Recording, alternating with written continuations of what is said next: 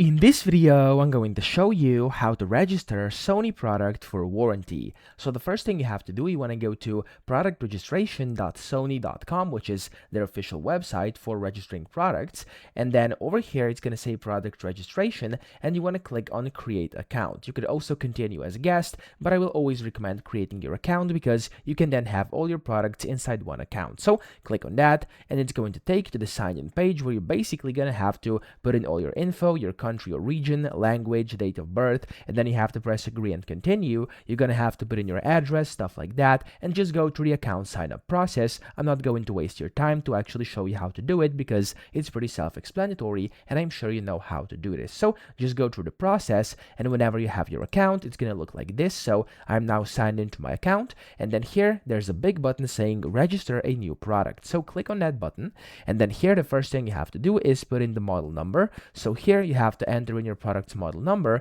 It's going to say where's my model number, so in case you don't know, click on that, and then in here you're going to be able to basically find how to actually find your model and serial number for specific gear here. So for example, if we go device type and then we go for this TV over here, it's going to show you the likely locations and positions of that specific code, okay, so or serial number. So just go ahead, find it and type it in here. Then you have to type in your purchase date, and the optional is delivery date. When you type all that in, just click on the continue button here, and then you're going to have to fill out the product info as well. And when you do that, you'll be able to save it, and your product will be registered for warranty on Sony. So that's how to do it. I hope this video helped you out. If it did, please subscribe to the channel and help me out as well.